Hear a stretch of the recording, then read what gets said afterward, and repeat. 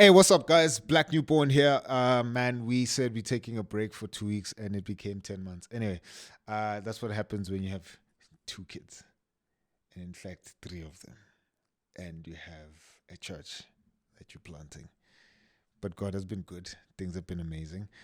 We back, so thank you for your patience. Thank you for not inboxing us and saying, you are liars. You are liars.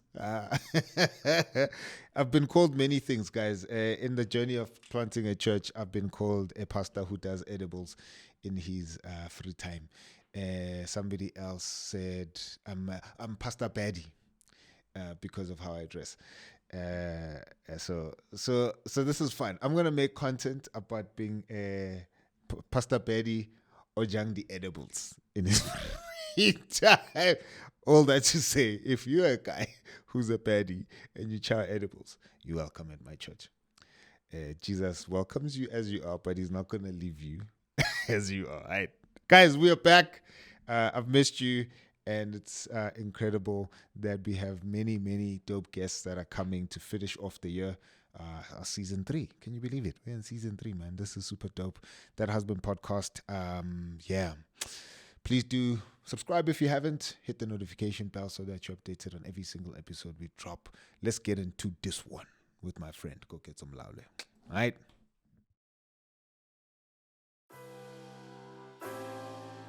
Just because things are set up for you, it does not automatically mean things are going to work out. Yeah. You still hold the responsibility to steward things well.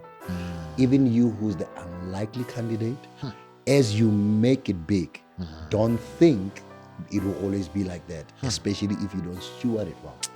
We still hold the responsibility to steward things well. Yeah.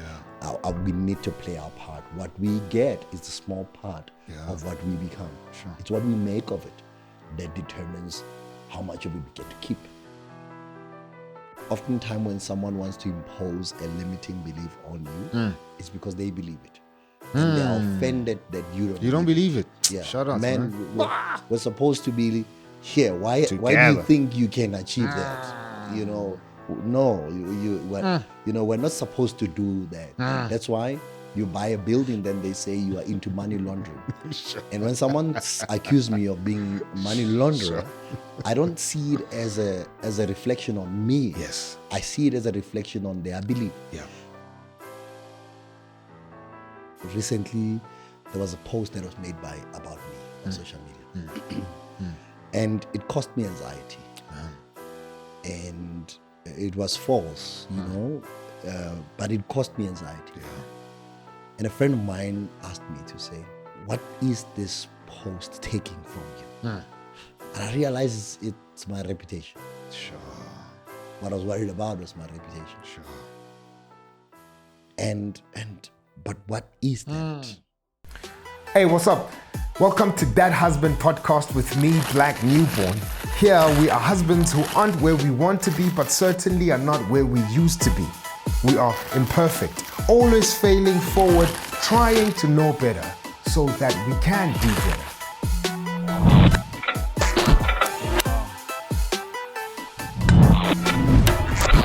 Hey, what's up? Welcome to That Husband podcast with me, Black Newborn. This is where husbands try to know better so that we can do better. Before we jump into this episode, shout outs to everybody who has been supporting us.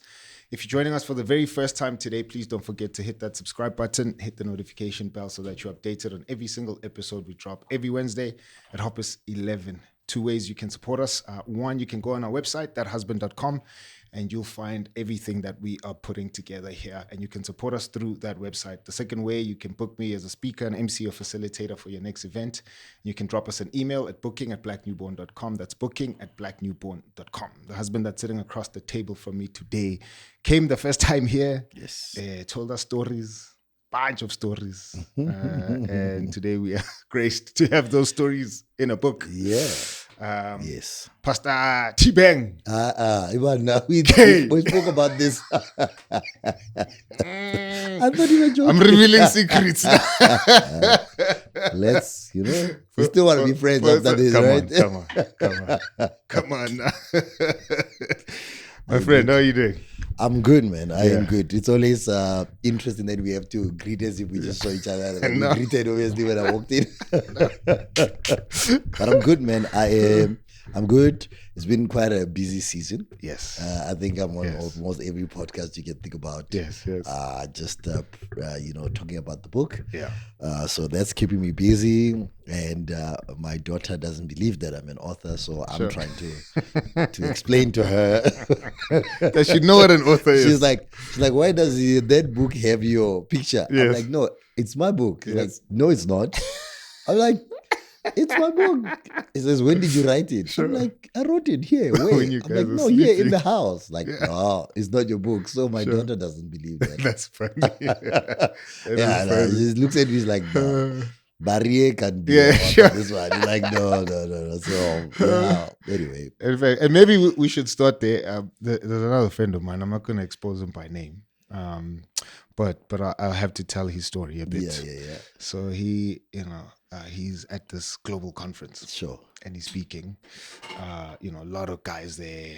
Does very well. Yeah. So that just gives him more attention. Sure. Everyone is so impressed with the talk that he gave. Yeah. Brought his family along with, and so now people want to take pictures, people want to meet him, etc., etc. And his family is seeing all of this stuff, right? And his kids are seeing it. They finish, go to the hotel. Yeah. So when they had landed, they didn't go pack. Yeah. So now they're unpacking, figuring out, okay, who's sleeping where, etc., etc., etc. Sure. And after finishing packing, they realized, man, we didn't get food. Yeah. And so his firstborn daughter walks out of the one of the rooms, and says, "I'll use your name." Says, "The great Koketso, loved by people during the day, forgets to feed his family at night." And it's like, man, never forgotten those words. They humble me, and they remind me again of what really matters, and what's important. And I tell you this: when God starts elevating you, I think one of the worst thing you can do is become that person at home. Sure, man. Right? Sure. Because home is what helps you to remain humble. Yeah. Home is what helps you to remain human. Because in the streets, as God is using you, everyone wants to elevate you and stuff like that. Sure. And I think we lose it oftentimes. That's where sometimes your wife can come across as the enemy because you're expecting her to respond the way everyone else is responding. Sure. But her job in your life is to protect what God has put in you. Sure, man. And how does she do that? By always carrying a mirror just to help you to remember who you are in front of God and stuff like that. So I think it's part of success that people don't talk about a lot. Yeah. Who you become at home when everyone else is shouting praises. It's quite an interesting thing. Your wife can quickly feel like the enemy. Sure. Because she's not a cheerleader. She's not asking for a photo Sure. when you walk inside the house. So it's crazy, interesting. Man. Anyway. No, that's good, man. In our recent conversation, you had mentioned you did a marriage conference, got up, asked the women in the house if how many of them are happy in their marriage, raise their hands, and then you asked how many of them are helpful. And there were crickets in the room. Which is something we could definitely chat about. I'm keen to hear your thoughts, but I bring that up to say, in putting this together, how much was your wife of help? Because your daughter doesn't see you writing it, but you are writing it at some point. You understand? Yeah. I think my wife's role was to keep the kids away so that I can write, right? Sure. It was to keep the family afloat so that I can write. It was to cover the home front so that I have space to write. Yeah. It was to deal with the emotionally, the emotional seesaw I'm going through as I'm writing. Sure, man. Because I remember when I wrote chapter 3 of the book, it was a tough chapter to write because I'm writing about my grandmother. And now she has to navigate that without knowing why is he like this, what's going on. Sure, man. And tomorrow then I'm writing about chapter 7 and then, I'm excited, So she had to provide that support in terms of the house. Yeah. And just having to deal with me and all the emotional roller coaster I was going through. So, and I'm grateful for that, because it's an opportunity. Writing takes a lot. It drains you. And for someone to be able to hold the fort at home, because the kids don't understand. You are in the house, so why can't we play? You know, why can't we play? Where's my mountain? Yes, you know, where's my mountain all the time? You know, you understand. And at the time, you are writing this difficult chapter. Sure, man. You know, I remember, and like I say, you show the picture. And she walks in because she thinks we're playing. Right? And I realized that I can't shut her out of that moment. You know, I need to embrace her. There's tension, I'm flowing, the ideas are coming, you know, this thing is coming together, because this thing about writing, there are people who have systems to it, and there are people who rely on inspiration, especially when you're writing a book like this, you rely a lot on inspiration. So on that day, I was really flowing, you know, mapping it, and I saw the whole book coming together, and that's where she walks in. And she wants to draw. She thinks of playing. She wants to draw, and then she puts her own sticky notes there, and I had to allow it. But it's not sustainable. If I keep it that way, I won't finish writing. So that's where mom comes in, and mom pulls her away. Good, you know, and that's the role that she played, just to be able to love them in that season where I'm not there.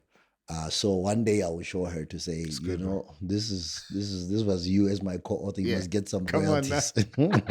Nas the rapper put his daughter as the I think the publisher on his first album. So till today, she's getting royalties from LIMELIGHT. I actually opened a business. So a business for my kids. Good, so bro. All the proceeds from my book goes into that business for their future. So it goes all into that.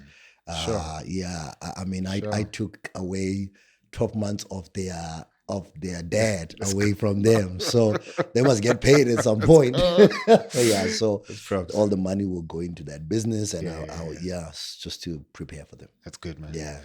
Now that's a nugget. If you're watching, it's a nugget. Before your child is born, go to CIPC and open a business for them. Just throw money in there.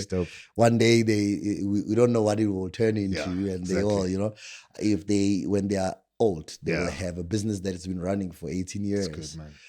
That has money and stuff, and obviously I don't intend just to keep the money in there. I intend to trade, to do, you know, grow it for them, buy shares and whatever, but knowing that when they're older, they will have something. That's good, man. That's legacy, bro. We have to think legacy, man. You know, it's actually interesting how I was driving the other day, and now I'm thinking about, I'm like, I'm getting old. That's when you know. That's when you know you're getting old, because now you're thinking, have I saved enough for my children when they have to go to school? You're like, yo. Second time, I know. And I need to act like one. You need to act like one. You know, it can't just be splashing and then you live once. Not when you have kids. They are an extension of your life going forward, and you need to make sure you set them up. So yeah, man, we feel like we are young, but no. Reality says otherwise. They're like, bro, listen. No, that's good, bro. I have to give you a props for this book. You know, in an age where people are writing books with AI, Claude and ChatGPT, man. And I'm like, man, we can. You know, because of how quick we learn, we can clearly pick out the traits. The AI traits. Staccato sentences. You know, the weird dash. And it's like, man, you didn't even take time to like edit that stuff out. Why didn't you? There is a human author here. You know, hearing you say that you wrote this for 12 months. Coming in, dealing with the various emotions. So you're clearly pouring yourself into it, you know. Why was that important for you? Because you could have easily used Claude. It's my story, right? Look, I think AI has room. If you are dyslexic like me, you have Grammarly, it's AI. It helps you just to, you know, fix the grammars, Yes. you know, and all of that. So I used that. I don't want to say I didn't use Yeah, it. You know? sure, yeah. So I use those tools just to help me, just to make sure that I don't send out a book that has weird stuff in it. But I think, you know, this generation loves authenticity. Yeah. I think that's the thing. Yeah. And if I was gonna release a book about myself, man, it does not. I don't want it to read like something you have read somewhere else. You know, I'm letting you into my world, and I wanted something that I can be proud of. Sure, man. Right? If I've let AI write it for me, then it's not something I can be proud of. I would know myself that I didn't write this. Sure. And would it then be my story? I think I would not know the nuances of these things that I've went through, right? Because they only exist in my head. Yeah, man. Someone, if they want to now rewrite the book, probably because it's out there, Sure. they'll be able to get. But before I put it out there, it was just in my head. And just, man, I wanted to have something that I can be proud of. That's good, man. And I think that even with my writing, right? Because I use AI tools, but I write my thoughts first. Yeah. You know, I put down my thoughts first. I search my own head to say, what do I know? What am I thinking? And then out of that, then I say, can you refine this? Then it refines it for me, you know, and yeah. So I think, because if I become overly reliant on it, then I stop thinking. Yeah. You surrender your brain. Yeah, it robs me of my opportunity to think. Sure, so I think I don't want to sound like, you know, I don't want to bash AI. I think there's space for it. In fact, whether we like it or not, it's a good tool. It's a good tool to use. Yeah. But I think use it as a support, not as your brains, right? You must think for yourself. Put down your thoughts and then test your thoughts. You know, it helps you to test your thoughts and just package them in a way that is palatable. Yeah. No, that's good, man. And like I said, I think it's your voice is clearly seen in that. You know, my wife is more of a reader than I am. And she picked up other things, you know. She's like, well, the sentence should be this way. And I'm like, human error. Yeah. That's good. That's good. So we know it's not a machine. You know? Yeah. In fact, my publicist said something to the degree. He says, you know how you write some of your words, you know, this must be this side. I'm like, if you have heard me speak, I speak like that. So I write the way I speak. That's good, even my wife kept on saying she can hear me, my voice in the book, and she's reading it. Like, this is how you speak. Sure. I'm like, then I'm glad that people can pick that up. It's good. That this is me. You know, it was not overly polished. Even in the Grammarly, as it fixes that. I try, don't change what I said. Sure. Yeah, don't, just make sure there's no spelling errors. Yeah. If I put the there and the off, just leave it. Sure. It's how I speak. Leave it like that. That's good. You know, I'm yet to read it. Yeah, I've read it 3 times because of the proofreading and all of that. But I'm yet to read it just as a finished product. Yeah. Man. Yeah, tell me when you do that, what that feeling is. Maybe I'll read in 10 years' time. Sure. I don't think now. Okay. I don't like listen to my own sermons. Yeah, sure. Yo, when I hear my voice, I'm like, this guy sounds weird. He sounds like this guy. My daughter the other week, man, we have this big Sunday at a church. Yes. You know, there's 4,000 people in the room. Sure. I'm coming from church. I'm on a high. Yeah. You know, it's a great day. Sure. And we get in the car. She's like, Daddy, why were you screaming? You're going to hurt people's ears. I'm like, this child is sent from the devil. I'm telling you.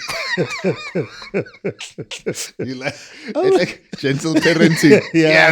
He's costing us. I'm like, this is a big day. Yeah, you know, it's a big day. Yeah.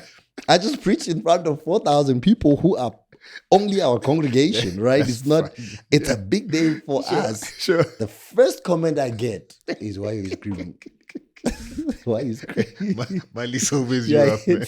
You're hitting people's ears. I'm like, wow, this Like, God has sent this child to humble me. She's the thorn in your She's side. the thorn in my flesh. She's here to humble me, bro. Like, Mali is, it's great. That's great. incredible, man. Yeah, And I think that's the part of your life that, again, and we don't have rights to see it. Yeah. But when we hear about it, it also just, again, humanizes you even more. Yes. Because your book is just such a human story. Yeah. It is a story that most of us can find ourselves in at any point. You're before, you're after. Yeah. We can find ourselves in there. And I wanted to ask, so you start off, again, the unlikely candidate to become who you've become. Sure. But as I was reading the story, and I know some of the stories that you share as well, I wondered what would you say to the person whose life doesn't start off like yours? Yeah. They are born as the candidate. Yeah. They're gonna succeed. They're gonna kill it. Good school, good family, everything goes well. Sure. When it's school holiday, they're going on holiday. They go to Italy, right? On holiday, Italy. Right? Yeah. We go to Paris. They go to if you Paris. lucky, if you lucky, you go to Paris. You might not even get there. You might not even go to Paris. Even Paris, you Sure. don't even drive by. Sure. So and then their life, flips, and they become the unlikely candidate to fail. Yeah. Sure. And they end up at a point now where they just like, man, this was never supposed to be my life. Yeah.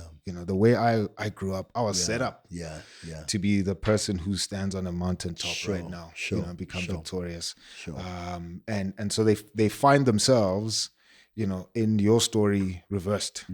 Where now, you become the unlikely candidate who lives this kind of life that you live now. But it's like, man, that was me. I grew up like that. Things were set up that way. Sure. I just don't know what to do with where I'm at now. It's interesting that if you remember when we did the summit in Durban, that was Mpumi. Yes. Mpumi Lidwaba is the guys. I didn't have the yes. The rough upbringing. The dad is not here. That's you. That's not me. I had my dad. There's that. Sure. But the responsibility still lies with you and how you steward that going forward. Sure. Both the one who's the unlikely candidate and the one who had things set up. Nothing is automatic. Man. You have the responsibility to make it what you want it to be. Sure. It's the story of the twins who their parents die when they are young in a car accident. The other one grows up to be a billionaire. The other one grows up to be a street kid. And they reconnect somehow and they are interviewed. And they ask the question to the one who's a billionaire, to the one who's a street, who's homeless. How did you get here? Sure, man. Says, hey man, I lost my parents in a car accident while I was still young. And then they ask the wealthy one, how did you get here? He says, I lost my parents in a car accident while I was still young. Sure. It's how they responded to it.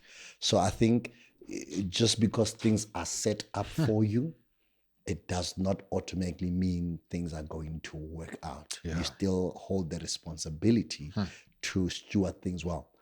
Even you who's the unlikely candidate, as you make it big, don't think it will always be like that, especially if you don't steward it well. We still hold the responsibility to steward things well.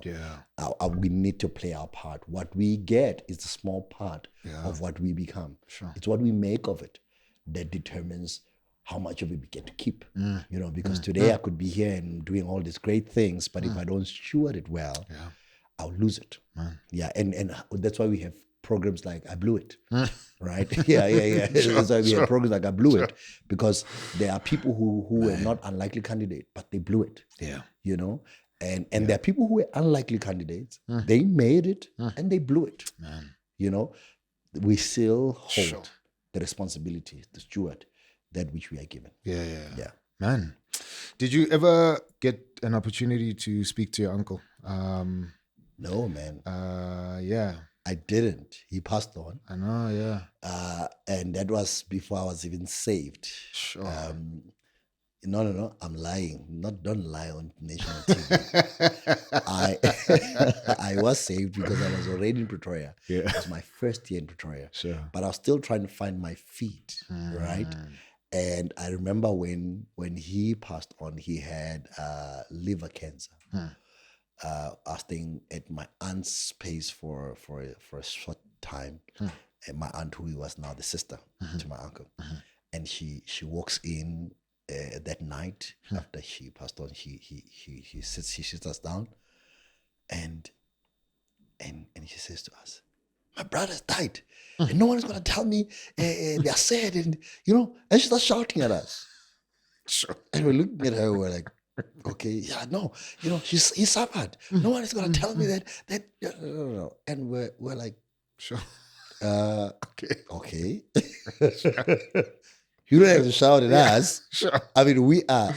And I think she was just trying to process the loss because she just heard and she didn't know how she was going to tell us because out of the three, it was me, my cousin, and my other cousin who was my uncle's son. So I guess she just didn't know how to break the news. And that was her only way of breaking the news. She just fought with us and she just banged the door and left. And now we're sitting there and, and I remember how my heart broke. It heart broke because now you dropped this bomb on us and we don't even know what to do with it. Sure. And I'm looking at my cousin. This is his dad they're talking about.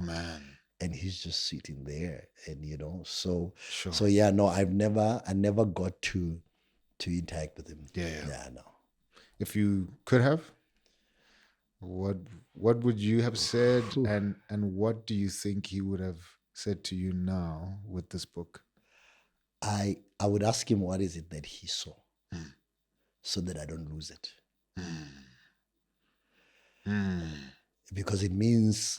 In my teenage years, there was something in me that, I would ask him. Sure, man. Because sometimes now when you have a lot of support, a lot of things, you can forget what the fundamentals are. You can forget what is, because that means there was something I had before I have all these support structures around me. Yeah. And sometimes I hold on so much to these support structures that I don't remember that, hey man, I got here without them. And I get, sometimes we get so anxious about losing certain things and certain people, forgetting that, no man, you started without all these things. If you have to lose it all, if you still have what you had, you'll make it. Sure, man. And I think that's what I would ask him. I'd ask him, what did you see? I was coming from a club. I was drunk. I was, what did you see? So that he can remind me of who I am. Sure. Before everything else. Before the friends, before the platforms, before the church, before because, man, it's easy to forget yourself. Yeah. And in light of a lot of big things happening. Yeah. It's easy to forget your innocence. It's easy to forget, it's easy to forget stuff. Recently there was a post that was made about me on social media. And it caused me anxiety. And it was false, but it caused me anxiety. Yeah. And a friend of mine asked me to say, what is this post taking from you? What has it touched? What has this post, it's causing you can't sleep. Sure. And I realized it's my reputation. Sure. What I was worried about was my reputation. Sure. But what is that? Do you understand? Yeah. My life was still intact. I was still okay. My family was still intact, and everything else was still intact. Sure. So I think that's why I would have asked him what did he see, so that I can I can remember who I am outside the reputation. Yeah. Outside what people have come to know.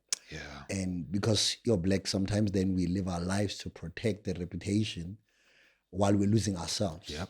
You know, we live to maintain a reputation while we lose ourselves. We live our lives to maintain a version of us we've sold to people. Sure. While we lose ourselves. We live our lives to maintain this picture perfect thing while we lose ourselves. So I would ask him, man, I didn't have the platform. I did not have the church. I did not have the name. I did not have, in fact, I had my name. Right? I had my name. It didn't mean as much as it does to the public now. Sure. But it meant what it still means to me and to God now. So I would ask you. That's cool, man. Yeah. Sure. And I hope probably a lot of us would remember who we are. Yeah. And are you still who you are outside what the social media have said you should be, what people have said you should be? People expect you to be. People expect you to be. Sure. What platforms you get on expect you to be. Yeah, man. Who are you? Yeah. So yeah, that would be the question. Speaking of your name, Burger King story. Yeah. Yeah. Shh, bro. you meet Kastwana, I don't know what you guys will say. Lubito. Yeah. Same. Same. You know? Same. And that moment is so crucial for you. Yeah. What your name means and what you've been called for and your purpose, etc. Yeah. How else have you, since then, and with everything that's happened, interpreted your name carrying your purpose? Yeah. And how do you protect that? Yeah. Yeah. Look, I think the story of Joseph is such an amazing story for me because my name is Joseph.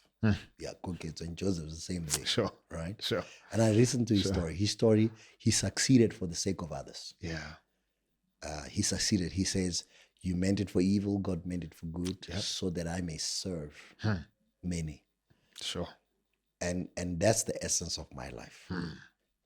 If I am not helping others succeed, I'm not succeeding. Man. Success for me looks like someone coming and saying, hey, bro, because of you, I was able to do 1, 2, 3. Wow. I was saying to someone this week, I think I'm naive. Yeah, I think I'm naive because I just believe the best in people. I just always want to help people. I just, I always just want to give to people, and people are just not kind sometimes. And you help people and they just don't show the kindness back. Man. I'm like, I think I'm naive. And this friend of mine says, that's what makes you you. Come on, man. That's what makes us come around you. Come on, man. That's what makes all of these things happen. That's why God is trusting you with all these things, is that naivete. Man. So don't lose that. Don't lose the heart that just always wants for the sake of others. And that's my name and that's my life. Yeah. Blaque, if I get 100 million right now, I tell you the first thing would be how many people would benefit from this. Sure. That's how I think. Let's stop this and pray for it now. Now, let's pray for this 100 million now. Right? Even when we were buying the building. Sure. Even with the building that we're looking to buy now to build. Sure. I'm not just thinking Musa Church. I'm thinking how many people can benefit from this. Yeah, man. And so yeah, that's how I live my life. And that's what my name means, to expand. But not to expand or to increase for me. Yeah. But it's for the sake of others. I want people to walk away having met me and go like, sure, I'm set up for victory because I came across this guy. It's good, bro. Yeah. It's good. Yeah. And that, if I can just, sorry, man. No, if I can good. talk about that story, it was, I could have finished the story with the summit because of the big moment. Yeah. But I cannot tell you, that was actually an interesting thing. I don't know if I put it in the book. You will remind me because now I don't remember. My wife asks me, we're standing there, there's 5,000 people. How do you feel? I didn't feel anything. Sure. I honestly did not feel anything. I'm just looking at this 5,000 people. I'm like, okay, yeah, sure. We did a conference, 5,000 people came. Sure. Yeah, guys, I get in my polo. I'm going home. Like, you know, we just raised 1.3 million rand there. It did not move me. None of it. I didn't feel seen by God. I didn't feel any sense of satisfaction. I don't want to lie to you. I didn't feel, you know, no. Man. I know the Burger King moment was God saying, hey, I'm happy with you. Sure. I'm pleased with you. Come on, bro. So, and that's why I closed the book with that. Yeah. It serves another purpose. It serves to say to someone who's reading the book, to say the success is not only the big flashy lights, big stage, thousands of people. Yeah. It's the impact that we have in people's lives. Let's go.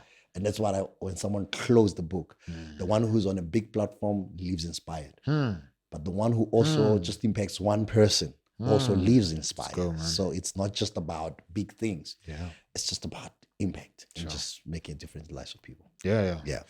Bro, I'm sitting here as a testament of that. So and your generosity and just how you've cared and loved us. And so I know that to be true, man. Experientially, not just hearing you say words. You know. Awkward moment now. Hey, listen. If we don't give you your flowers now, then we'll man. be fighting Mali and Kenya at the funeral. Hey, we need to talk. You should have spoken when you had the microphone. So. And it's that, Blaque. Why must you plant the church with the same difficulty I did? Sure. When I'm here. Sure, man. And I can change that narrative. Yeah. That's for me. There are things I wish some leaders in my world could have done for me back then. Sure. That they didn't. Now that I am a leader and I have some, little resources to my name, how do I use that to make sure this one church planter does not have to go through what I've went through? That's why I'm saying success for me is not when Muso Church has 100 million rands in the bank. I pray we do. Hallelujah. But that's not, but for me is with that 100 million rands, when 10 church planters, their families don't have to starve while they are planting churches. Come on, man. We can pay their salaries while they plant the church and just remove that weight. They don't have to fight to struggle with venues. We can help them get a venue. Whatever. It's good, man. That for me would be success. Yeah. Shout out, man. Sure. Appreciate it, man. On that note, go visit www.churchinthemiddle.org. Yeah, there we go. Yes, sir. We're launching on the 30th of August.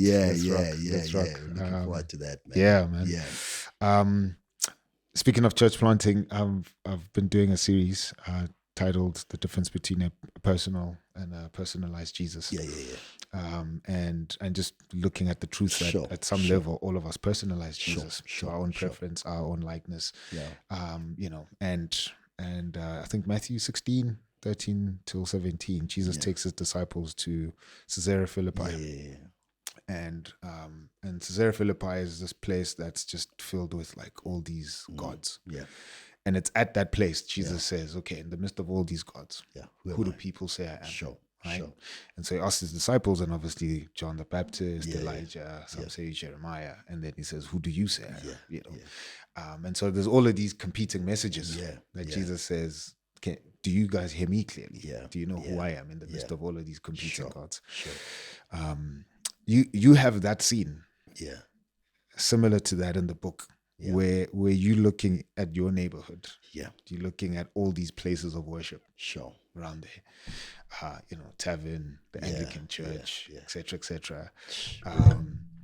Question, one was that just metaphorical language, like poetic license, and those things were not real. You just had an inspiration, right? And you painted this beautiful picture of the environment you grew, or was it true? And if it was true, why was the tavern specifically named as a place of worship for you. Yeah. Not only was it true, it still is. They are still there today. Wow. Yeah. If you go to my home now, Sure. in front of us is a Roman Catholic church. Sure. On our left, on the right, is an Anglican church. Like literally, the Anglican church is my neighbor. Front opposite, I don't know if it's the Roman Catholic Church. Yeah. My neighbor this side is a traditional Sangoma who recently passed on. So I'm not sure if they're still continuing that, but this is the Sangoma. Then behind us, 3 houses from that is a tavern. Crazy. So, and in fact, the guy who owns the tavern, his son was my best friend. We were very close. So in one night, I would be hearing Sangoma here, and I would be hearing Scoop with that go there. Bro. It was interesting. Now, Easter would be the most interesting time. Because in Easter now, churches are having, in our Roman Catholic Church, Friday we have, late night services. Man. And then, so it's late night service, but it's a long weekend, so the tavern is pumping. So there are times where I would go from the church service I think it's actually not Easter, Christmas. Sure. Yeah, New Year. Yeah, so New Year, we would spend the New Year's Eve at church. So I'd be at church, doing the thing at 12 o'clock, we disperse. Then I go to the town. We're done now. We're going to celebrate there by the time. After fight. Second location. Second location, Bro, Why the tavern as a church for me? Yeah. Because what church is for others in terms of soothing one's soul. Sure. The tavern is for that. Sure. What church is for others in terms of finding community, the tavern is for that, is to others that. So it plays, similar, it's just that one can be short-lived and has dire consequences. Yeah, sure. But in as far as what some of the things that some of the needs, the soul needs and the community needs that it meets, the church and the tavern in that sense is the same. You don't have to agree with the founding principle. Yeah, sure. But what it meets as a need. Sure. If you ask to someone who goes to tavern and say, I meet friends there, I have conversations therapy. We do counseling at church. For them, as they're sitting around the table having beer, it's a counseling session. The music is there, they worship. The music is there, And then afterwards they sing Rebecca Malupe going home. Yeah. Because it's soothing their soul, right? Sure. The same thing that is doing there. Man. And some of us find ourselves in church having the same experience as they are having in the tavern, devoid of Christ. Of Christ. Come on, man. Devoid of Christ. Come on, man. In the church. Come on, man. We just moved emotionally. Yep. Our concerts, we just move people emotionally. Man. So you find that at times, there's no difference between our concerts and the tavern. Music, whether it's gospel music or whatever music, it touches the soul, man. Come on. And when our souls are touched, we think our spirits are, are being engaged. Sure, man. At times, it's just emotional experience. Yeah, man. So it's not creativity. It's not metaphorical. It's there. It's literally there. When my grandmother passed on, so some of the people from Pretoria went there at home, and so it was at my grandmother was in Catholic. So like I said, I grew up Catholic, and they were looking at me weird when they're checking all these things that are happening. They're like, "Bro, what's going on?" I'm like, "Sure, don't ask." Don't ask. Just sit there. Yeah. How much of that environment do you think has shaped the kind of person you've become? Because I hear that story, and I'm not trying to center myself again, but I'm like, man, like everything I am now, and even the church that we're planting, would be a church literally in the middle of all of that, because that's just my wiring, things that I've grown accustomed to, the people I want to attract, etc. I mean, side note, somebody on TikTok saw how I look, and they were like, this pastor does edibles in his free time. This one, I can see him. I'm not going to this church. This one does edibles.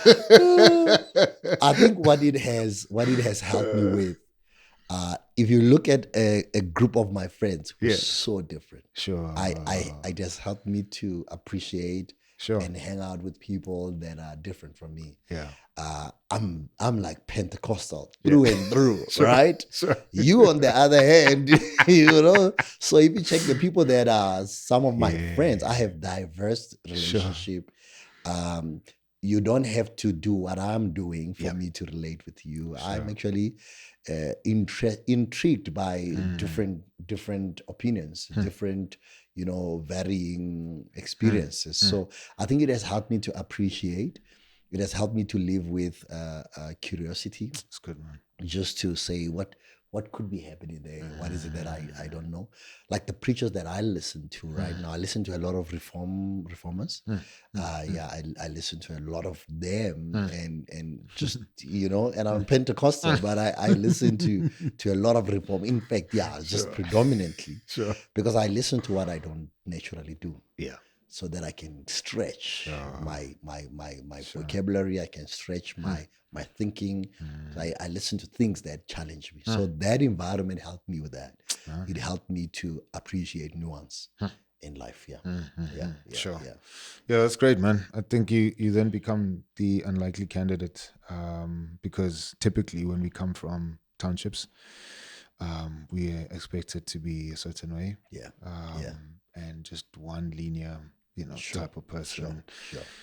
That our palate does not grow beyond. People hear how I sound and they're like, "Nah, you could not have grown up." And I'm like, "This is rap, dog. All of it. This is just rap." You're influenced by the music. There's nothing beyond that. It's rap. And sure, you can argue. I had like some decent teachers, but I think and I think it's limiting beliefs, man. Yes, it's limiting beliefs that a lot of us hold. Yes, I find that oftentimes when someone wants to impose a limiting belief on you, it's because they believe it, and they're offended that you don't believe it. Yeah, shout out, man. We're supposed to be here. Why do you think you can achieve that? No, we're not supposed to do that. That's why you buy a building, then they say you are into money laundering. And when someone accused me of being money launderer, I don't see it as a reflection on me. Yes, I see it as a reflection on their belief. Yeah, they believe that you cannot achieve this success. Yes, without criminality. Yeah. That means they believe that. And maybe let's qualify as a black guy. As a black guy, yeah. So that means they believe that they are not going to achieve success unless they are into criminality. That's the only, so they want to impose that because, I've heard it all. I've heard that I'm a snake. I've heard that I am a money launderer. I've heard a lot, And it is sad. It is sad that guys really, and we at the same time, these are Christians who claim to believe in the power of God. And now when they see, or is it that we only believe in the power of God when he's at work in our lives? And as soon as he's at work in other people's lives, then no. There must be something in the Konok shamans. I mean, no, man. So it's the limiting beliefs that we need to step out of to be able to live in the fullness of what God has called us for. Because I think my superpower is that I believe God like serious. Take him at his word, yeah. Like I'm like, this guy, I believe him. Serious. I take him at his word. And it sounds crazy. Yeah. When I share some of the stuff that I'm trusting him for. People are like, you. But I guess the book gives you context as to where my mindset comes from. That's good, I've seen him. Yeah. That's good. Earlier on, I had asked you how you protect your name, and I don't think your purpose rather. Yeah. I don't think you touched on that. But I was reminded now, as your star rises. Sure. That obviously, family is exposed. Yeah. So how do you protect all of that? Yeah. How do you ensure that, you keep them out of the limelight? Yeah, it's Mali again. So Mali comes to me and says to me, "Daddy, are you the boss of the church?" I'm like, well, No, I'm not the boss, but I'm the leader. He says, what's the difference? Sure. And now, I'm trying to she's like, no, it's the same. Yeah, I'm trying to explain to her, what's the difference between, no, she's like, no, you're the boss. I think with my kids, I try to keep as much of a normalcy in the spaces where we are in as much as possible. That's good, man. It's becoming less and less practical because the people treat them differently, and I have to keep on saying to them, don't treat them differently. This year, Mali was very upset. On her birthday, they had a birthday celebration for her at kids' church. Sure. And then I think 2 weeks later, it was another girl's birthday at church, and they didn't do anything. Oh, man. And she was very upset. She came to me crying. Why didn't they have a birthday celebration for this person? I had to go to the teachers. You see, this is exactly what So, how do I protect my family? I think it's being kind to other people, being humble. Because then they get to learn humility, they get to learn kindness. For me, my daughter being upset that another child is not being celebrated, that for me is something to celebrate. To say my child it's not self-absorbed. She thinks for others. Come on, man. Because I think the more human my kids are, I believe that it decreases the level of danger they are in. If they are known as good people, I cannot change how the world, but if they are good people, yes, good, man. I want to just raise good kids. Sure. And kids that are not big-headed, kids that don't have to walk around being suspicious of things, that have joined relationships. And I think how I steward my life protects my family. If I'm kind to people, if I live well with people, if I then I think more than that, man, if I live an authentic life, that's good. Where my kids see the same thing at home and at church, everywhere I am, because and all of these things to say, we are good at wanting to protect our families from external harm, while we are harming them at home. You get what I'm saying?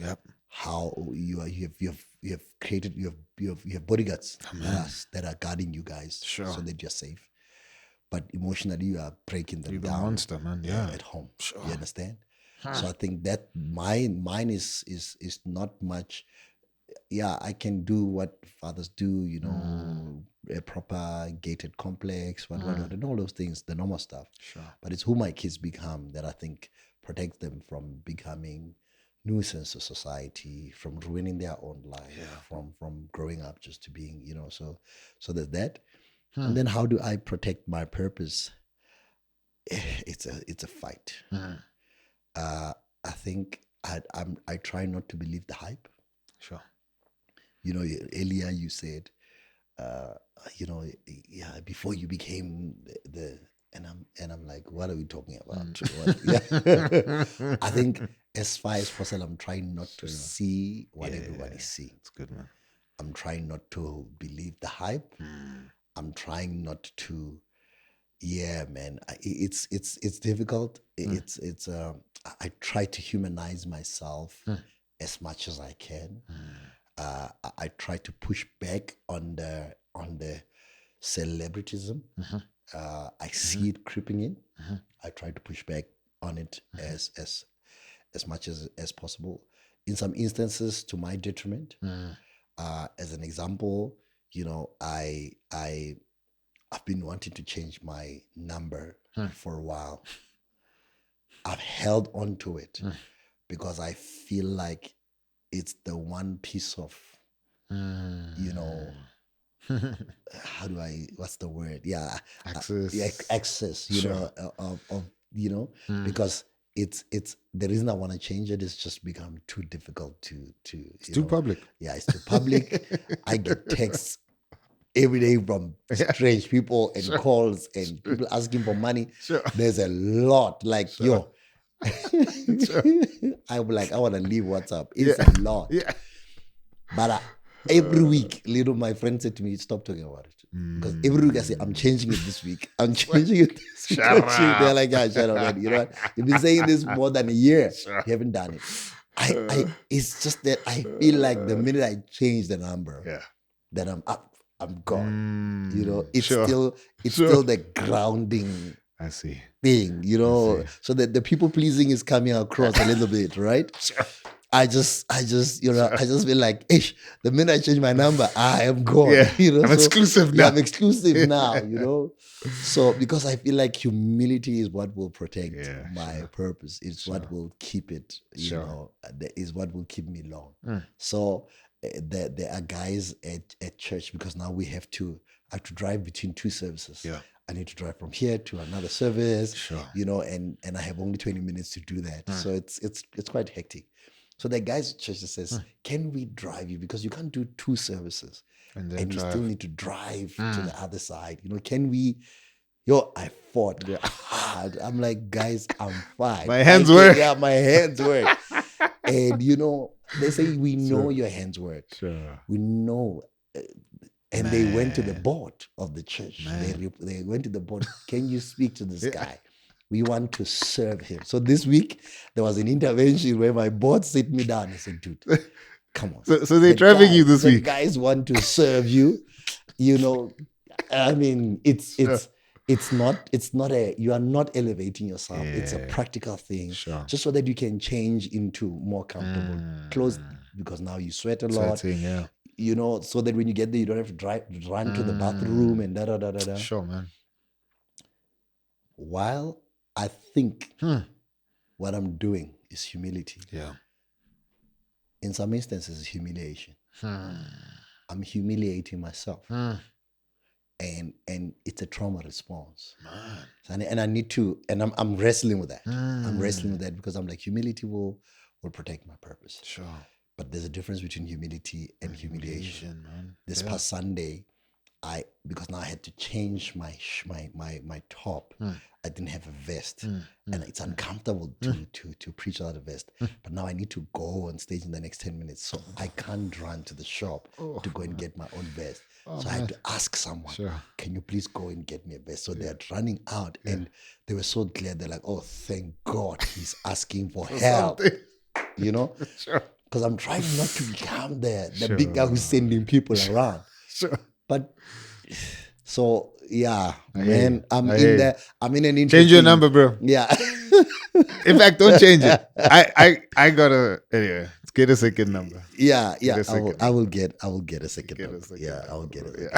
So if you are watching, if you are trying to get hold of me, I've changed my numbers. Anyway, no, that's great, bro. Maybe we could land the plane here. Yeah. You know, speaking of humility. Yeah. I mean, you in the book you very clear in that there's a whole lot of things that were delayed, date nights that were delayed. Yeah. Things that were avoided. Sure.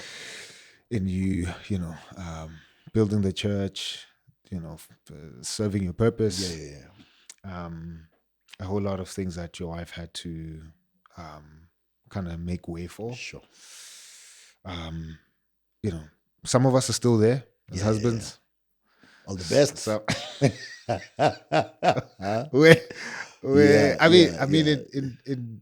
in a long time. Yeah. I think this is probably like the best season where I've been religious. Yeah. When it comes to family time, date nights. Sure. But even then, like, you know, sometimes it gets tricky. Sure.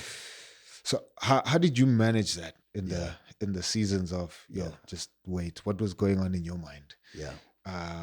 You know, and then post that. Yeah. How are you feeling? What's your mindset now? It was tough. I mean, we speak about it with my wife openly. If our marriage did not end in that season, man, you know what? God is good. Because, you know, you church planting is all consuming. It's like a baby. And it's funny how with most of my church planting friends, Sure. when they plant their churches, they have children. Yeah. Yeah, Yeah. so you I have have twins, bro. You're a church in the middle. Like, you're in the middle of two kids. so it's tough. It's tough. Yeah. But one of the things that made it a little bit easier was me and my wife, we contracted it. I said to her, give me 5 years. In this 5 years, I wouldn't be taking on any fancy dates. I won't be buying anything. We will just live like paupers because we will be investing in this. Sure, man. And if in 5 years it does not work, I will turn my attention towards the family. Regardless of what's happening here. Yeah. I will turn my attention towards the family. Fortunately, about 3.5 years in, the Lord was good. The church, was doing well. Then I turned my attention earlier. And I think that helped. Sure. That I kept my word. When I said I will turn my attention towards the family, I did. And so that contracting, so my wife knew it was not indefinite. Sure, man. Yeah, even as she was sacrificing and doing all of these things, not celebrating birthdays the way we could, and da-da-da-da, she knew that this is not indefinite. Man. It's a season, and the fact that I kept my word, I think that has helped. So I've kept my word, and I think and it's that, man. We're seeing God's goodness. Yeah, sure. God's goodness. Yeah. Post all of that now, what kind of conversations are you having? Some couples struggle a lot together. That when they cross the line, they forget to celebrate together. They forget to, look back and reflect. Sure. But now it's just like, man, we're just gonna eat all that we can because we finally got the thing. I think ours is the opposite. We are not stopping to celebrate. Sure. A bit of we don't feel we deserve the blessings that come with. Sure, so we don't do as much celebrating as we could. We hardly talk about the good things that are happening. Sure, man. We bury our heads in the sand and we work. Keep going. Yeah, we just keep going. We keep working. We push back a lot on celebrations. We push back a lot on being celebrated. Someone rebuked me on that recently to say, "What are you doing to celebrate the book?" I had no intention. I mean, I'm like, hey, the book is out there. What do you want me to do? Hey, and just buy the book. Sure. So I'm planning to have a dinner. Not the launches that are coming. Obviously, we're having a launch on the 26th of August in Pretoria, 29th in Cape Town, Durban, Joburg. So we're doing the launches. But I want to have a dinner with friends, just come and just to really have a great time. And you are not invited. You are not my friends. They've just WhatsApped you now. Yeah, change your number. Yeah. They're like, hey, we saw the thing. So I'm very bad at celebrating. Sure. And I think I've my wife was big on celebrating, but probably I have now, infected her with my non-celebration. And so now I'm in a season where I really want to. I think this year was the first time where I went out to celebrate my birthday. Yeah. So I think we have honestly we have not sat down to celebrate anything, and we just kind of just going. Probably we should. Yeah. Yeah. Appreciate you, man. Thanks for all that you do. Thanks, brother. Thanks for this book. Yes, sir. And yeah, man, this is definitely one for the culture. Yeah, one for the culture. And you know what I was saying just before I close?